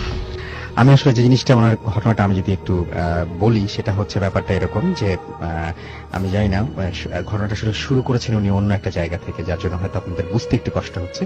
সেটা হচ্ছে যে আমি তো বললামই যে হসপিটালে তাকে ওই অবস্থায় পাওয়া যায় এবং হসপিটালে পাওয়া যাওয়ার পরে তাকে যখন মানে সকালবেলায় যেভাবে পাওয়া গিয়েছিল সেটা হচ্ছে যে এরকম একটা জিনিস মনে হচ্ছে যে বিল্ডিং এর ওপর থেকে সে নিচে লাফ দিয়েছে। যদি এরকম যদি ধরি আমরা ব্যাপারটা, তাহলে যেটা হবে যে বিল্ডিং এর যে ডিস্টেন্সে গিয়ে সে পড়েছিল সেই ডিস্টেন্সটা অতিক্রম করা সম্ভব না এবং সে মাটিতে অনেকটা ভেতরে ঢোকা অবস্থায় ছিল, সেটাও সম্ভব না। দেখে মনে হচ্ছিল যে কেউ হয়তো জোর করে তাকে মাটিতে পুঁতে ফেলা বা এরকম একটা জিনিস চেষ্টা করেছিল এবং সে একটা কথাই বলেছিল যে কেউ একজন তাকে নিয়ে যাওয়ার চেষ্টা করেছিল। মাঝে মাঝে আমরা শুনি যে এরকম রাতের বেলায় নানান ধরনের অনেক কিছু ডেকে নিয়ে যায়, কিন্তু সেটাও অনেক সময় এরকম অনেক ভয়াবহ হতে পারে। অনেক কিছু এখনো পর্যন্ত সেটা সলভ করা সম্ভব হয়নি, এবং কি সলভ করা কি সম্ভব হয়েছে এখনো পর্যন্ত, যে কি আসলে নিয়ে গেছিল তাদেরকে? না, এটা এখনো সলভ করা সম্ভব হয়। সেটাই আমি বলছিলাম যে অনেক সময় আমরা অনেক কিছু মানে ধারণাও করতে পারি না, আমাদের চিন্তার শক্তি অত দূর পর্যন্ত যায় না যেটাতে আমরা আসলে বের করে ফেলতে পারি যে ঘটনাটা আসলে এরকম ঘটেছিল। যাই হোক, আমাদের সঙ্গে আরো একজন নতুন অতিথি এই মুহূর্তে জয়েন করেছেন, এবং আমরা প্রথমেই জানতে চাইবো আপনার নামটা একটু প্লিজ বলবেন, তারপর আপনার ঘটনা শুনবো। হ্যালো লিসনার, আমি সেলিম, এসেছি শান্তিনগর থেকে। ওকে সেলিম, আপনার ঘটনা শুনি আমরা। আমি কাজের সূত্রে ঢাকা থাকি। আমি এখন যে ঘটনাটি শেয়ার করব এটি ঘটেছিল আমার গ্রামের বাড়িতে। তো আমার গ্রামের বাড়ি হচ্ছে হবিগঞ্জ সদর উপজেলার উত্তর চরহামুর গ্রামে। প্রথমে আমি আমার বাড়ির বর্ণনাটি দিয়ে নিই। আমাদের বাড়ি ঘরের পূর্ব দিকে উঠানের পরে পূর্ব দিকে বেশ খানিকটা জায়গা রয়েছে যেখানে বিভিন্ন প্রকার গাছগাছালি আছে। তো ওই জায়গাটার একদম পূর্ব প্রান্তে একটি শেওড়া গাছ আছে। শেওড়া গাছ তো সাধারণত বেশি বড় হয় না, মাঝারি সাইজের শেওড়া গাছ ওটা। এরপরে বাড়ির রাস্তা, এরপরে পুকুর। তো শেওড়া গাছটি যেহেতু কোনো কাজে লাগছে না, তো সিদ্ধান্ত নেওয়া হলো যে গাছটি কেটে ফেলা হবে। তো এই গাছটি কাটার জন্য ওই পাশের বাড়িরই 12-14 বছরের ছেলে, নাম আলাউল, ওকে বলা হলে ও প্রথম দিন গাছের সবকটি ডাল কেটে ফেললো। তো ওই দিন অন্য কাজ থাকায় সে ওই দিন চলে গেল। পরের দিন গাছটি কাটবে বলে সে চলে যায়। তো যথারীতি আলাউলের রাতের খাওয়া দাওয়া সেরে রাতে ঘুমিয়ে পড়ে। ওদের ঘরে কারেন্ট নেই। আলাউল এবং তার ছোট ভাই একই খাটে শোয়, একই রুমে, তার মা শোন মেঝেতে। তো হঠাৎ মধ্যরাতে খাটের মধ্যে ধস্তাধস্তি শব্দে ওর মায়ের ঘুম ভেঙে যায়। তোর মা জানতে চান কি হচ্ছে, কোনো জবাব নেই। কয়েকবার জিজ্ঞাসা করার পরও কোনো জবাব নেই। তো উনি কি করলেন, উনি ভাবলেন হয়তো দুই ছেলে খাটের মধ্যে মারামারি করছে। তো উনি বালিশের নিচ থেকে ওই গ্যাস লাইটটা নিয়ে, ও পাশে কুপি বাতি আছে, ওটা জ্বালানোর চেষ্টা করলেন। কিন্তু উনি বাতিটা জ্বালাতে পারতেছেন না। কারণ হচ্ছে হঠাৎ উনি যখনই ওই বাতিটি জ্বালানোর চেষ্টা করেন, কে যেন একটা বাতাস এসে ওটা নিভিয়ে দিচ্ছে। মনে হচ্ছে যে কে যেন ফু দিয়ে নিভিয়ে দিচ্ছে। এভাবে অনেকক্ষণ ট্রাই করলেন, কিন্তু কোনো কাজ হচ্ছে না। অনেকগুলো কাঠি খরচ হয়ে গেল। তো এই অবস্থায় হঠাৎ ওদের ঘরের পূর্ব দিকে জানালার যে হুক থাকে, ওটাকে আমরা খিড়কি বলি, ওটা খোলার শব্দ হয় এবং জানলা খুলে যায়। তখনই ওই ধস্তাধস্তি শব্দটা থেমে যায়। এই অবস্থায় ঠিক ওই মুহূর্তে উনি ওই কুপি বাতিটা জ্বালাতে সক্ষম হন। তো ওই কুপি বাতির আলোতে দেখতে পেলেন যে ঘরে কোথাও তার দুই ছেলে নেই, জানলা খোলা। তো উনি ঘটনা কিছুটা আঁচ করতে পারলেন। উনি ভাবলেন হয়তো দেরি হয়ে যেতে পারে অন্য কাউকে সাথে নিলে, তাই তাড়াতাড়ি উনি একাই কুপি বাতিটা নিয়ে ওই দিকে বের হয়ে গেলেন। ওদের পাশেই ওই যেদিকে জানালাটা, ওইদিকে এদের গ্রামের কবরস্থানের পাশ ঘেসে চলে গেছে গ্রামের রাস্তা, ওখানে একটা কদম গাছ আছে। তো উনি খুঁজতে খুঁজতে দেখতে পেলেন যে ওই কদম গাছে বসে মাটিতে বসে হেলান দিয়ে ওই ছোট ছেলেটা ঘুরে ঘুমাচ্ছে। তো উনি কি করলেন, ওকে আর না জাগিয়ে ওই পাজা খুলে করে নিয়ে এসে ঘরে শুয়ে দিলেন, দরজা লাগিয়ে দিয়ে। এবার তিনি বড় ছেলেকে খুঁজতে বেরোলেন। তো কবরস্থানের দিকে কোথাও ওই ছেলেকে না পেয়ে ভাবলেন যে ওই আমাদের বাড়ির দিকে চলে আসলেন। ভাবলেন যে কাউকে সাথে নিয়ে খুঁজবেন। তা আমাদের উঠানের কাছাকাছি আসতেই উনি একটু দূর থেকে দেখতে পেলেন যে আমাদের উঠানের মাথায় একটা লিচু গাছ আছে। ওটাও মাঝারি সাইজের, বেশি বড় না। ওইটা শেওড়া গাছ থেকে বেশি দূরে নয়, যে শেওড়া গাছটার কথা বললাম। তো দেখতে পেলেন যে ওই লিচু গাছের উপর দিয়ে যেন কালবৈশাখীর ঝড় বয়ে যাচ্ছে। আশপাশ সবকিছু শান্ত। তো উনি মোটামুটি সাহসী মহিলা বলে ওনাকে জানে সবাই। আর ওনার ভাষ্য অনুযায়ী ওনার মনে ওই সাহস ছিল যে হাতে যদি আগুন বা এ জাতীয় কিছু থাকে, তো ওই এ জাতীয় জিনভূত বা এ জাতীয় কোনো কিছু কারো কোনো ক্ষতি করতে পারে না। এই কারণে মনে একটু সাহস ছিল। উনি কি করলেন, কুপি বাতিটা নিয়ে একদম লিচু গাছের নিচে চলে আসেন। লিচু গাছের নিচে আসার পরই ওই ঝড়টা থেমে যায়। তো ওই কুপি বাতির আলোতে লিচু গাছে দেখলেন যে কিছু নেই। তো এবার তিনি ওই আলাউলের নাম ধরে জুড়ে জুড়ে ডাকতে লাগলেন। কয়েকবার ডাকলেন, কোনো জবাব নেই। তো এভাবে কয়েকবার ডাকার পর হঠাৎ জবাব এলো। তো ওনার মনে হলো কি জবাবটা ওই দূরবর্তী গ্রাম থেকে আসছে, অনেক দূর থেকে আসছে মনে হচ্ছে। উনি সিদ্ধান্ত নিলেন ওই দিকে যাবেন। আর উনি ওই তার ছেলেকে ডাকা অব্যাহত রাখলেন। ওনার উদ্দেশ্য তার অবস্থানটা শনাক্ত করা যে কোন দিক থেকে আসতেছে। তো উনি ওদিকে অগ্রসর হলেন, আর আলাউল জবাব দিচ্ছে প্রতি ডাকের। ওনার হঠাৎ মনে হলো যে না, ওই দূরবর্তী গ্রাম থেকে নয়, ওই আওয়াজটা আসছে আমাদেরই বাড়ির অন্য একটা ফ্যামিলির একটা পরিত্যক্ত বৈঠকখানা ঘর আছে, ওইটা প্রায় এখন স্টোর রুম হিসেবে ব্যবহার করে, প্রায় ওই জরাজীর্ণ ঘর, ওইটা থেকে আসছে। উনি ওইদিকে চলে গেলেন, যা উনি যে ওখানে আবার ডাক দিলেন, এবার জবাব এলো, হয়তো এবার নিশ্চিত হলেন যে তিনি হ্যাঁ ওই ঘর থেকে তার জবাবটা আসছে। তো উনি ঘরে ঢোকার চেষ্টা করলেন, ঘরের দরজা তালা দেয়া, তো উনি কোনো রাস্তা পাচ্ছেন না। তো ঘরের ওই ঘরের বেড়া ছিল অর্ধেক, ছিল নিচের অংশটুকু ছিল টিনের, উপরের অংশটুকু ছিল ওই যে পুরোনো আমলের ঘর, তো ওই কাঠের ডিজাইন করা। তো উনি টিনের এক অংশ ওই জোড়ার দিকে খুলে ভিতরে হাত ঢুকালেন। এই অবস্থায় ভিতর থেকে একটা হাত এসে ওনার হাত স্পর্শ করে। ওই ঠিক তখনই আলাউল ভিতর থেকে চিৎকার দিয়ে উঠে যে মা আমি এখানে, আমাকে বাঁচাও। তো উনি বুঝতে পারলেন যে ওটা আলাউল, ওর হাত ধরে ওই দিক দিয়ে ওকে টেনে বের করে নিয়ে আসেন। পরের দিন আমরা ঘটনা শোনার পর আমরা আলাউলের কাছে জানতে চাই ঘটনা।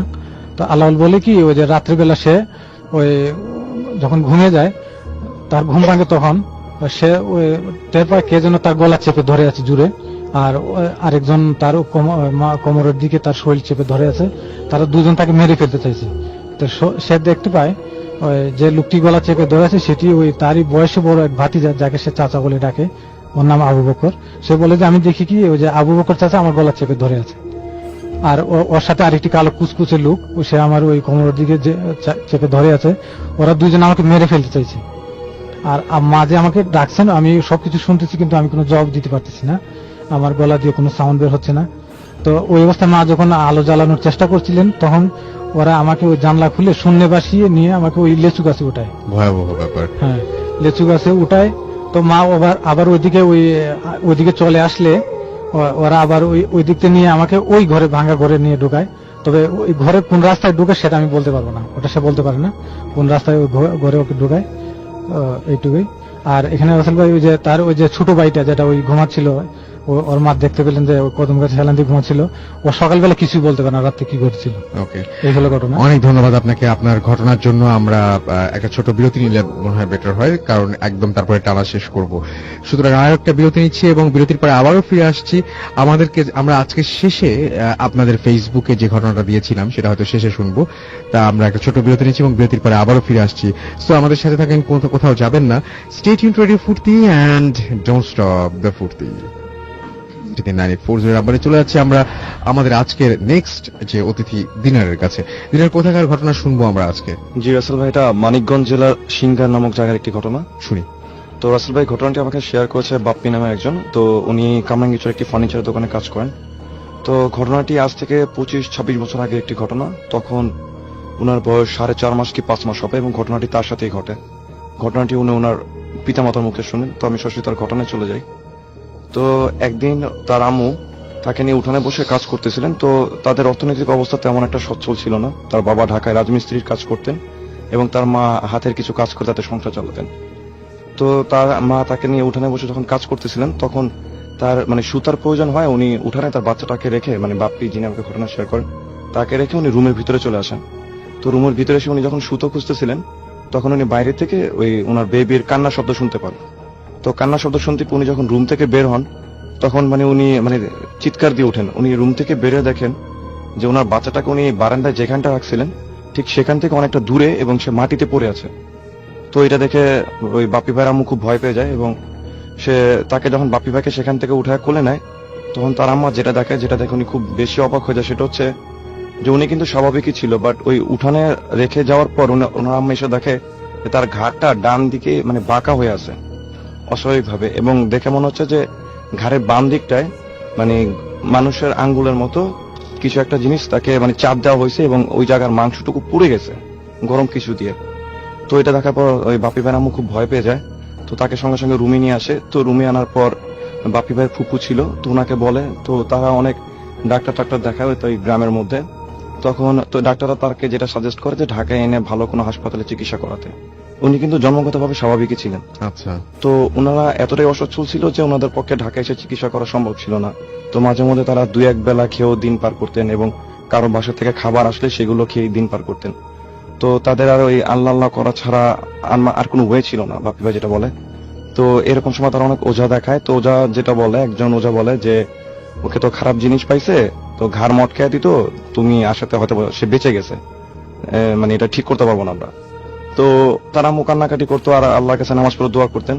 তো উনি একটা জিনিস লক্ষ্য করলেন যে ওনাদের বাসায় মানে আসরের নামাজের পর থেকেই রাসেল ভাই একটা কুকুর তাদের বাসায় আসতেন। তো কুকুরটা দেখতে খুব মানে অস্বাভাবিক ছিল, যে তার একটা চোখ ছিল না, মানে একটা চোখ নষ্ট ছিল কুকুরটার, এবং সে এক পা খুঁড়িয়ে খুঁড়িয়ে হাঁটতো। ঠিক তাদের বাসায় এসে বসে থাকতো আসরের পর থেকে ঠিক ফজরের আগ পর্যন্ত তাদের বাসায় উঠানের পাশে সেই কুকুরটা বসে থাকতো এবং সে বার্কিং করতে থাকতো খুব মানে করুণ একটা সুরে। তো তার আম্মু অনেক সময় রুম থেকে বের হয়ে তাকে তাড়া দিছে, বাট কিছুক্ষণ পর দেখা যাচ্ছে যে সে কুকুরটা আবারও তাদের বাসার সামনে এসে বসে মানে বার্কিং করতেছে। তো এরকম চলতে চলতে একদিন ওই বাপি ভাইয়ের আম্মু যেটা স্বপ্নে দেখেন, আর এদিক দিয়ে তার শরীরে যেটা হয় যে এক ধরনের ঘা দিয়ে ভরে যায় সমস্ত শরীরে। তো ওনারা প্রায় তার বেঁচে থাকার আশাই ছেড়ে দেয়। তো একদিন ওনার আম্মু স্বপ্নে দেখতেছেন এরকম যে তার ছেলেটা মারা গেছে এবং তাকে কবর দেওয়ার জন্য গ্রামের সব লোকজন একত্রিত হয়েছে। তো ওনাকে যখন কবরে ওই লাশটা রাখা হয়, তখন তার আম্মু দূরে দাঁড়িয়ে উনি কান্না করতেছিল। তো উনি স্বপ্নে দেখতেছেন, তখন উনি দেখলেন যে কোথা থেকে একজন পাগলের মতো একটা লোক আসলো সবার মাঝখান দিয়ে, এসে উনি সঙ্গে সঙ্গে সে কবরটার ভিতরে নেমে গেলেন। ওনার আম্মা এটা স্বপ্নে দেখতেছেন। তো কবরের ভিতরে নেমে গিয়ে উনি যেটা করলেন যে ওই বাচ্চার লাশটাকে উঠিয়ে তার মায়ের কোলে দিয়ে বলতেছেন যে যা, ওকে ছেড়ে দিলাম। তো এটা দেখার পর তার আম্মুর ঘুম ভেঙে যায়। তখন ঠিক ফজরের আজান দিবে এরকম একটা সময়। তখন তার আম্মার ঘুম ভেঙে যাওয়ার পর উনি সেই কুকুরটার বার্কিং করার শব্দটা উনি শুনতে পাচ্ছিলেন রুম থেকে। তো প্রথম ওনার খুব ভয় পেতেন। তো যখন উনি স্বপ্নটা দেখলেন, তখন রাসেল ভাই উনি রুম থেকে বেরো দেখেন যে সেই কুকুরটা সেখানেই বসে আছে। তখন উনি মানে কি চিন্তা করলেন উনি নিজেও জানে না।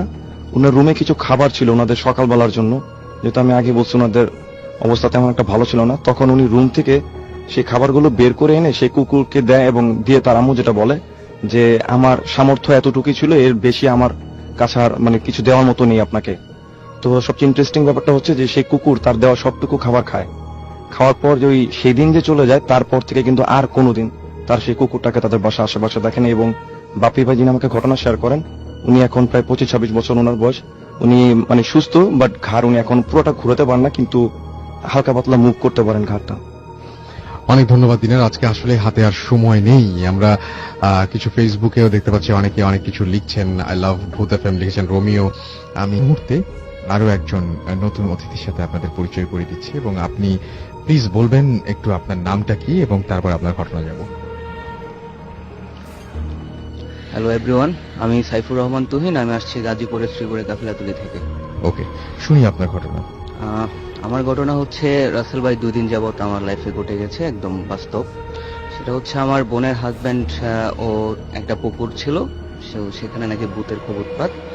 তো গত বছর ডিসেম্বরের দিকে সে আমাদের বাসায় আসছে। তো সে বলছে যে তার এই ব্যাপার, তার পুকুরে নাকি অনেক ভূতের উৎপাত।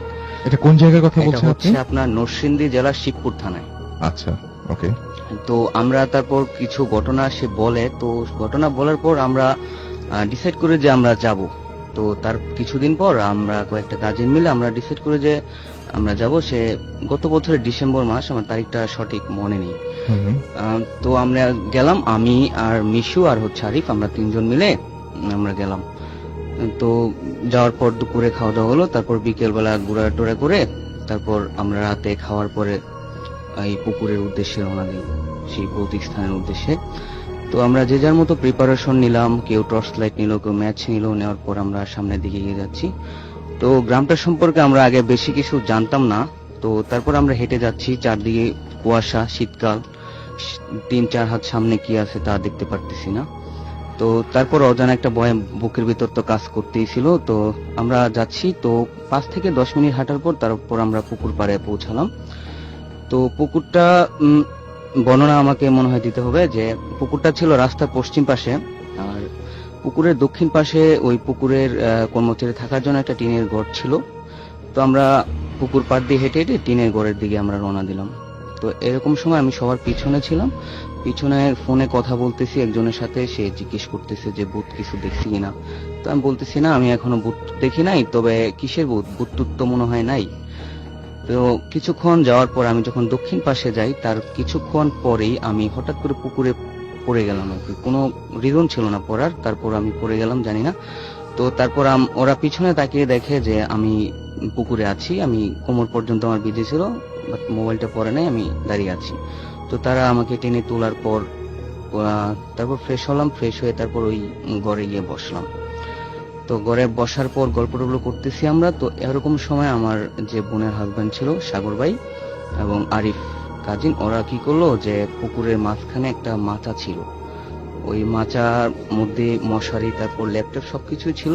তো থাকার পর ওরা ওই জায়গায় গেল আর কি, যে ওই জায়গায় একটু রেস্ট নেবে, শুয়ে থাকবে। তো এদিকে আমি আর মিশু কি করলাম যে দুইটা কর্মচারী ছিল, ওদেরকে নিয়ে কাঠ খেলতে বসলাম। তো আমরা কাঠ খেলতেছি, বাজি দৌড়ে আর কি কাঠ খেলতেছি। খেলার পর তো গেম টেম কেউ কাউকে দিতে পারতেছি না। তারপর রাত মোটামুটি 12টার উপর বাজে। তেমন সময় আমরা ওই দুই কর্মচারীকে বললাম যে আপনারা দোকান থেকে কিছু নিয়ে আসেন, আমরা খাই, ক্ষুধা লাগছে, আমরা এক জায়গায় বসি, আর ওদেরকে ডাকি আসতে। তো ওরা দোকানের দিকে চলে গেল। চলে যাওয়ার পর আমরা আর মিশু বসে আছি, তার চারদিকে কোনো শব্দ নেই, একদম নীরব, কুয়াশা, তারপর প্রচন্ড শীত, এর মধ্যে আমরা বসে আছি। তো হঠাৎ করে আমরা নোটিশ করলাম যে পুকুরের পশ্চিম পাশে একটা ঢিল পড়লো, মানে টুক করে ঢিলটা পড়লো। আমরা তেমন একটা পাত্তা দিই না যে ঢিল তো পড়তেই পারে, হয়তো গাছ থেকে কোনো একটা কিছু পড়ছে। তো আমরা তখন কিছু না করে গল্প করতেছি দুজন মিলে। তো গল্প করতেছি, তার কিছুক্ষণ পর আবার ঢিল পড়লো। তখন আমরা ব্যাপারটা পাত্তা দিই যে আসলে এত রাতে এত শীতের মধ্যে গ্রামের মানুষ তো আর বের হবে না। তো যে আসলে কি আমরা দুইজন মানুষ একবার নতুন, আগে এই এলাকাতে আসি নাই, তো আমরা একটু ভয় পেয়ে গেলাম। তারপর মিশুকে বললাম যে মিশু কিছু হয় নাই, দেখি কি হয়, আর আমরা বসে থাকলাম। তারপর দেখলাম যে ঢিল তো পশ্চিম দিকে পড়তেছে, আস্তে আস্তে আমাদের টিনের ঘরের দিকে আসতেছে এগিয়ে, মানে ফার্স্টে পশ্চিম দিকে পড়ছে, তারপর আর একটু ডিস্টেন্স কমে পড়তেছে, এরকম করতে করতে আমাদের দিকে আসলো। তারপর হঠাৎ করে মানে ওই তারা আরিফ এবং সাগর ভাই যে মাচার মধ্যে শুয়েছিল, ওই মাচার উপর টিন ছিল, টিনের ছাদের মধ্যে একটা ঢিল পড়লো। তো আমরা মানে কি বলবো যে ভীষণ ভয় পেয়ে যাই। আর টিনের ঘরটার পিছনে রাসেল ভাই ছিল যে একদম বাঁশঝাড়, টিনের পিছনে বাঁশঝাড় ছিল, আর সামনে ছিল পুকুর, তিন দিকে। তো আমরা ভয় পেয়ে যাই যে কিছু বুঝে উঠতে পারতেছি না যে আমরা কি করব। তারপর শুরু হলো ডিল। তারপর আমরা ওদেরকে ডাকতেছি, কিন্তু ওরা কোনো সাড়া দিচ্ছে না ওই ইয়া থেকে। তারপর আস্তে আস্তে ডিলগুলো আমাদের টিনের চালে এসে পড়লো। তো এই সময় মিশু একদম পুরো নার্ভাস হয়ে গেল এবং সে ভয় পাচ্ছে, তার চোখ মুখ একদম লাল হয়ে যাচ্ছে ভয়ে। তো এক সময় দেখলাম যে টিনের বেড়ার মধ্যে হাত দিয়ে দৌড় দিলে যেরকম একটা আওয়াজ হয়, সেরকম হাত দিয়ে দৌড় দিতেছে। টিনের বেড়া ওই যে খরর করে একটা শব্দ, হ্যাঁ হ্যাঁ, খার করে যেরকম শব্দ হয়। সেটা আপনি শিওর যে বাইরে কেউ নাই? না, আমি শিওর, ওভার শিওর যে বাইরে কেউ নেই। আচ্ছা। তো হাত দিয়ে দৌড় দিচ্ছে, আবার ইয়ে করতেছে। তো আমি তো একটা জায়গা ভয় পাচ্ছি, মিশু ভয় পাচ্ছে। তো আমি বললাম যে মিশু কিছু হয় নাই। আমি আবার ভূতের উদ্দেশ্যে বলতেছি যে নেক্সট কি দেখাবি, নেক্সট কি দেখাবি, এগুলো তো দেখাচ্ছিস। তো তারপর আমাদের সামনে টিনের ঘরটার চালা ছিল, যে জাপ বলে না, টঙের দোকানে জাপ ছিল বাঁশ দিয়ে, আমাদের চোখের সামনে। তো হঠাৎ করে সেই জাপটা ঠাস করে পড়ে গেল। তো আমরা তখন একদম মানে বাতাস ছিল না, কোনো বাতাস ছিল না রাসেল ভাই, আর সেটা পড়ারও কোনো কথা না, কারণ সেটা খুবই টাইট করে আটকানো ছিল। আচ্ছা। তো সেটা পড়ে যাওয়ার পর মিশু একদম প্রায় মানে শেষ হয়ে যাওয়ার মতো। তো আমিও অনেক ভয় পাচ্ছিলাম, তো আমি সেটা প্রকাশ করতেছি না, কারণ মিশু যদি অন্য কিছু হয়ে যায় আরো ভয় পাবে। হ্যাঁ, হয়তো আরো ভয় পাবে। তারপর কি করলো যে ডিলের পরিমাণ আস্তে আস্তে বাড়তেছে। তো আমি এটা নেক্সট বলার পর তারা বিভিন্ন কর্মকাণ্ড শুরু করলো। তারপর আমি বসে আছি এবং এগুলো ম্যাচ ছিল, তারপর ওই যে কর্মচারীদের সিগারেট ছিল, এগুলো ধরাচ্ছি আর কি, হাতে রাখতেছি। তো তারপর দেখি কোনো কিছুতে কাজ হচ্ছে না। এদিকে সাগর ভাই এবং আরিফ, তার মানে অনেকে যে বলেন যে আগুন, মানে আপনার ওই সময় আগুন? না, আমরা আগুন ধরাচ্ছি কিন্তু কিছু হচ্ছে না। বাট ওরা ঢিল পড়ার ঘটনা কিন্তু আমরা অনেক শুনি, আসলে কিরকম মানে একের পর এক পড়তে থাকে না, একটু ডিস্টেন্স। আচ্ছা, একসাথে কি অনেকগুলো আসে? না, একসাথে অনেকগুলো, একটা একটা করে ফেলে। আচ্ছা আচ্ছা। তারপর আমরা অনেক ভয় পেয়ে যাই। তো ওদেরকে ফোন দিচ্ছি যে ওরা কোনো ফোন পিক করতেছে না। তারপর আমি আমার বোনকে ফোন দিলাম যে এমন এমন হচ্ছে, তো আমরা তো খুব ভয় পাচ্ছি, হয়তো আর বেশিক্ষণ থাকলে অন্য কিছু ঘটে যেতে পারে, তো তুমি কাজ করো, তোমার হাজবেন্ডকে ফোন দাও। আমি ফোন। তো এট এ টাইম কি হলো যে আমরা চৌকিতে বসেছিলাম ঘরের ভিতর, তো মাটির গুঁড়া আছে না রাসেল ভাই, যে গুঁড়া মাটি, গুঁড়া মাটি একদম আমার মাথার উপর দিয়ে একদম জোরে জোরে পড়তেছে, মিশুরও পড়তেছে, এবং কিন্তু ওগুলো তো চাল আছে, চাল হ্যাঁ করতে চাল পারে। আছে, কিন্তু আমি ওগুলা না হয় যদি আমরা বলতে পারি যে মানুষ যদি করতে পারে, হ্যাঁ। ডিল বা টিনের উপর ডিল, এগুলো হয়তো মানুষ করতে পারে, কিন্তু এটা আমি দেখলাম যে উপরের কোনো দিক দিয়ে আসার সুযোগ নাই, কিন্তু আপনার কিন্তু মাথার আমার উপরে মাথার মাথায় মধ্যে গুঁড়া একদম পড়ছে। টোটালি পড়তেছে। আমি মিশুও দেখতেছি, আমিও দেখতেছি। তো মিশু বলতেছে ভাই এগুলো কি আসতেছে, আমি কই ভাই কি আসতেছে তো এটা আমিও বুঝতেছি না, তুমিও বুঝতেছো না, তো এখন দেখো। তারপর চোখের মধ্যে আমরা আবার মাটিগুলা হাতে নিয়েছি, দেখতেছি, তো আমরা খুব ভয় পেয়ে গেলাম। তো এমন সময় মিশু করলো কি, মানে তখন বলতেছে ভাই আজান দিই, কারণ আজান দিলে নাকি ভূত পেতনি ওরা চলে যায়। তো মিশু কি করলো, আজান দিচ্ছে, কিন্তু সে ভালো করে আজান দিতে পারছে না, শুধু ভুল হচ্ছে, মানে মুখ দিয়ে ওর কোনো সাউন্ড ভয়ের কারণে হ্যাঁ হচ্ছে। ভয়ের কারণে এতটা ভয় পেয়েছিলাম। তো আমরা ভয় পাওয়ার পর তারপর অনেক কষ্টে মিশু মানে আজানটা শেষ করলো, শেষ করার পর আস্তে আস্তে সবকিছু পরিস্থিতি স্বাভাবিক হতে শুরু করলো।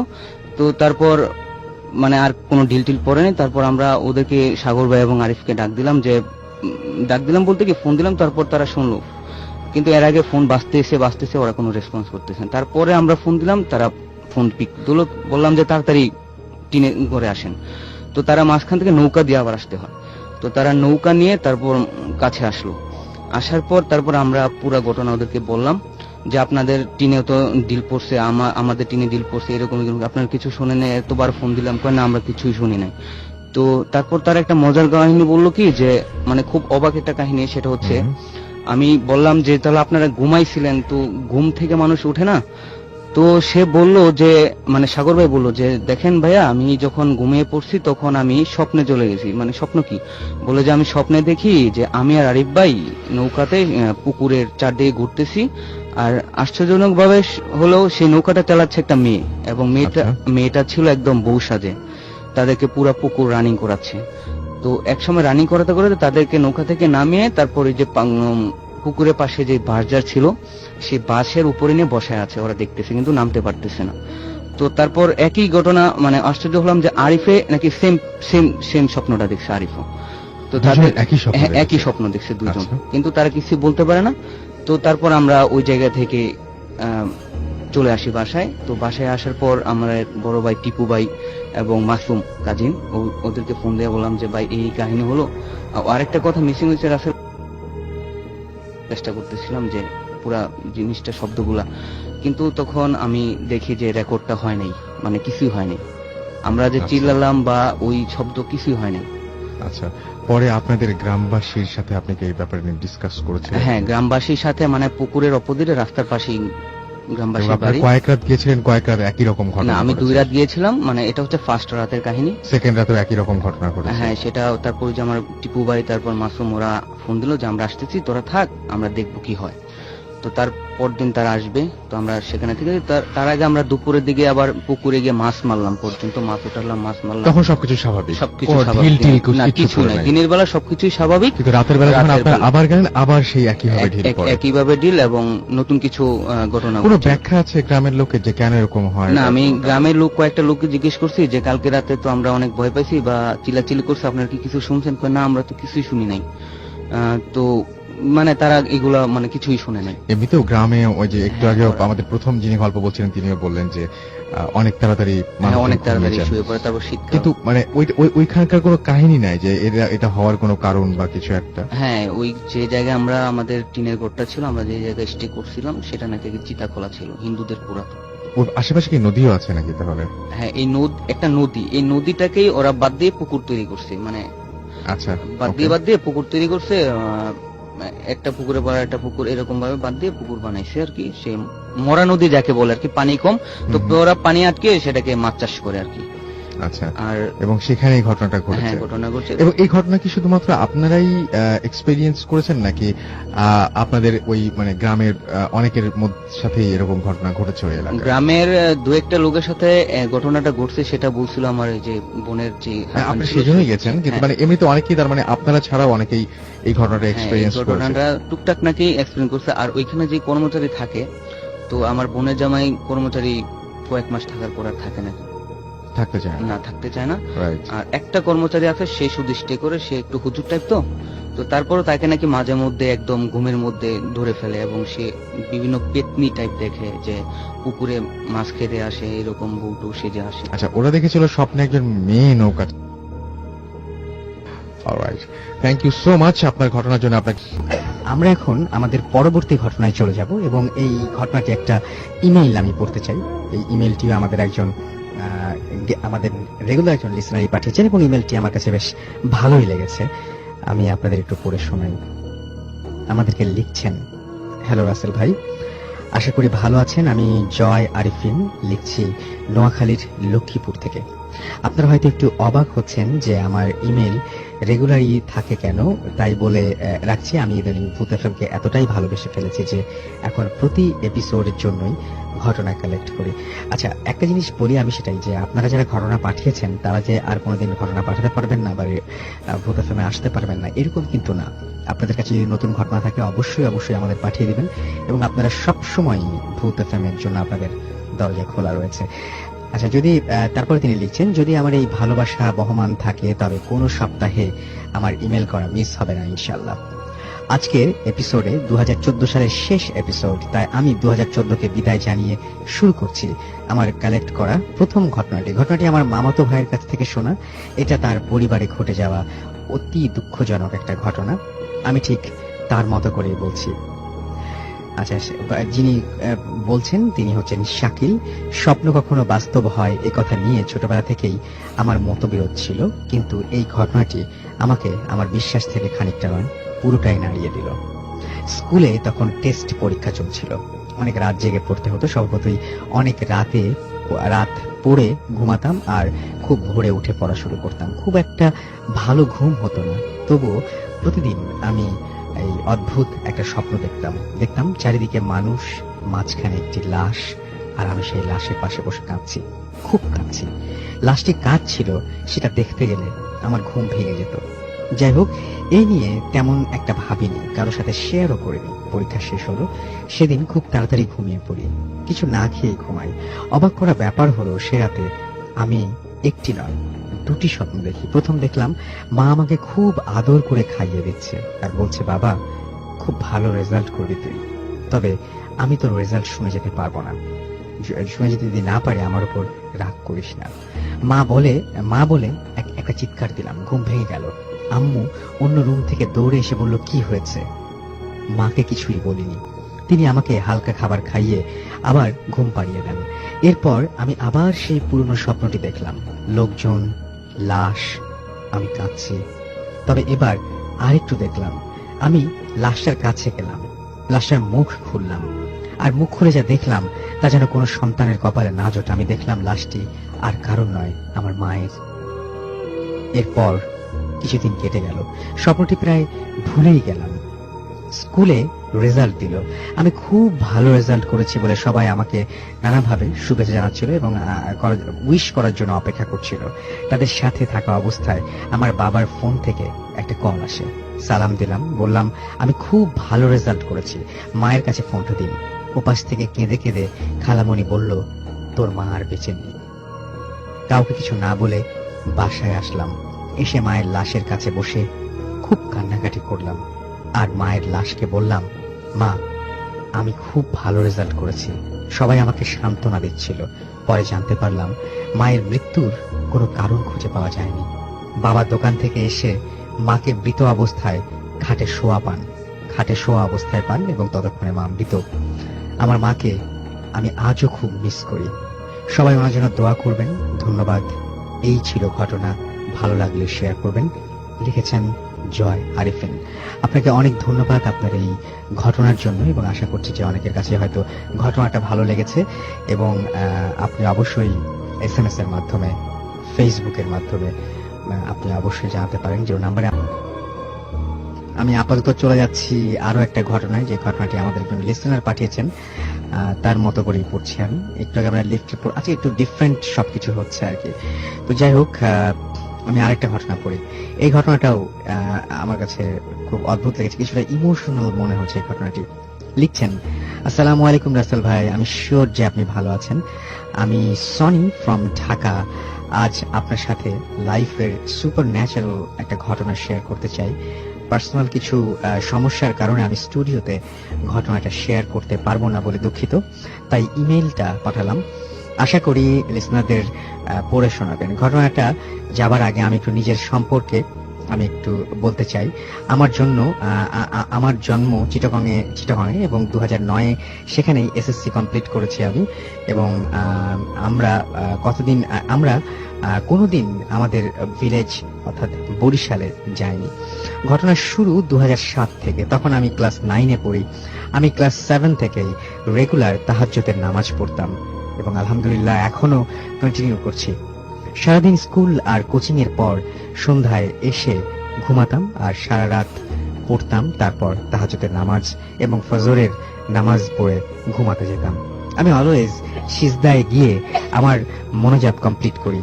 একদিন রাতে তাহাজ্জুদের নামাজ পড়ছি, রাত তখন প্রায় মেবি 3:20 হবে, এবং আমি মোনাজাত থেকে উঠে চোখটা খুললাম আর দেখলাম আমার চোখের পলকে আমার সামনে থেকে হঠাৎ একটি ব্ল্যাক শ্যাডো আমার ডাইনিং স্পেস থেকে কিচেনের দিকে চলে গেল।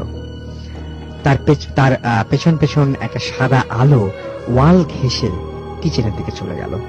আমি ভাবলাম হয়তো আমার হ্যালুসিনেশন হয়েছে। এরকম আরো একদিন রাতে ঠিক সেম ঘটনা আমার সাথে ঘটে। আমি ভয় পেলাম না, বাট একটু সারপ্রাইজড হলাম, কারণ ছোটবেলা থেকেই ভয় জিনিসটা একটু কম আমার মধ্যে। সকালবেলা আম্মুকে বললাম, আম্মু বলল ওগুলো কিছু না। এভাবে প্রায় 2-3 উইক কেটে গেল। এর মধ্যে আমার সাথে আর কিছুই ঘটেনি, বাট খুব উইয়ার্ড একটা স্বপ্ন আমি দেখতে লাগলাম। আর সেটা প্রতি বৃহস্পতিবার রাতে। স্বপ্নটা ছিল এমন, কেউ একজন আমাকে মেরে ফেলতে চাইছে, যেমন হয়তোবা গলা টিপে, কোনো উঁচু পাহাড় বা বিল্ডিং থেকে ধাক্কা মেরে, আর আমি তার সাথে অনেক ফাইট করছি, কিন্তু আমাকে কোনোভাবেই সে মারতে না পেরে আমার ডান হাতের বৃদ্ধা আঙ্গুল কেটে ফেলে দিচ্ছে। আর আমি চিৎকার করছি। তারপর ঘুম থেকে জেগে উঠেছি। তবে মাঝে মাঝে যখন তাহাজ্জুদের নামাজ পড়তাম তখন আমার রুমে খুব সুন্দর একটা গন্ধ পেতাম। পারফিউম নাকি কিসের স্মেল ছিল আমি আজ এক্সপ্লেন করতে পারবো না। আম্মুকে বলার পর আম্মু আমাদের বংশের নাম করা হুজুরের সাথে দেখা করলেন এবং সম্পর্কে উনি আমার দুঃসম্পর্কের নানা হন। তিনি আম্মুকে 1 উইক পর ইনফর্ম করলেন। তিনি বললেন যে কোনো এক খারাপ জিন আমাকে খুব পছন্দ করে, তাই আমাকে ভালো কাজে বাধা দিতে চায়, এবং তবে কোনো এক ভালো স্পিরিট, মেবি আমার পূর্বপুরুষের কারো স্পিরিট হতে পারে, যা আমাকে প্রোটেক্ট করছে। এভাবে 2010 সাল আসলো। আমরা ঢাকা শিফট করলাম, কিন্তু ওই স্বপ্ন আর সুন্দর স্মেল তখনও আমার পিছু ছাড়েনি। যখন আমি খুব একা থাকতাম, যেমন বারান্দায়, বেডরুম, এমনকি ক্লাসরুমে, তখন এই সুন্দর স্মেলটা ফিল করতে পারতাম। সেটা হয়তো 8-10 সেকেন্ড থাকতো, দেন আর থাকতো না। কোন এক ফ্রাইডে সকালবেলা কোচিং করতে বাসে যাচ্ছিলাম। বাস থেকে না নামতেই বাসটা ছেড়ে দেয় আর আমি রাস্তায় পড়ে যাই। মাথায় খুব ব্যথা পাওয়ার কারণে উঠতে পারছিলাম না। মনে হচ্ছিল যেন আমার সারা শরীরকে যেন আটকে রেখেছে রোডের সাথে। কিন্তু আমি দেখতে পাচ্ছি একটি বাস আমার দিকে ধেয়ে আসছে। মনে হলো যেন আমার হায়াত আজ এখানেই শেষ। হঠাৎ একজন বৃদ্ধা মহিলার ভয়েস শুনতে পেলাম, যে আমাকে রোড থেকে তুললো এবং তাড়াতাড়ি উঠতে বলল। আমি তার হাত ধরে শক্তি পেলাম। যখন রাস্তার পাশে আসলাম তখন আমি বৃদ্ধা মহিলাকে থ্যাঙ্কস জানাতে গিয়ে দেখলাম আমার পাশে কোনো মহিলাই নেই। সকালবেলা রাস্তাটা অনেক ফাঁকা ছিল, কিছু 7-8 জন মানুষের ভিড় জমলো, আর আবার সবাই আমাকে জিজ্ঞেস করলো আমি ব্যথা পেয়েছি কিনা। আমি আশ্চর্য হয়ে জিজ্ঞেস করলাম, এখানে একজন বৃদ্ধা মহিলা ছিল, উনি কোথায়? 2-3 জন আমাকে অবাক করে দিয়ে বলল, বৃদ্ধা সেদিন বৃদ্ধা মহিলা কোথায় দেখলেন? আমরা তো দেখলাম আপনি নিজেই উঠে এলেন রাস্তা থেকে। আমি সেদিন আর কোচিং গেলাম না। 2 জন লোক আমাকে একটা ফার্মেসিতে নিয়ে গিয়ে ব্যান্ডেজ করে দিল এবং পাঠিয়ে দিল আমাকে। এরপর 1 মাস কোনো এক থার্সডে নাইটের স্বপ্নে আমি দেখলাম আমি একটি কুড়ে ঘরে বসে আছি। আমার সামনে এক বৃদ্ধা মহিলা, সে আমাকে বলছে যে আজকেই তোকে নিয়ে যাব। আমি বললাম আজ সামনে আমার এক্সাম, আমি আম্মুকে বলিনি এখনো, আম্মুকে বলে তারপর যাব। উনি আমাকে বলেন আচ্ছা ঠিক আছে। এবং তিনি আবারও আসবেন এটা তিনি জানিয়ে গেলেন আমাকে, এবং তার আমাকে অনেক পছন্দ হয়েছে। আমি বললাম আমি আপনাকে কথা দিচ্ছি যখনই আপনি আসবেন যাব। তারপর উনি আমার হাতে হাত রেখে বললেন যে তিনি আমার যে সমস্যা সেই সমস্যা দূর করে দিয়েছেন, এরকম কিছু।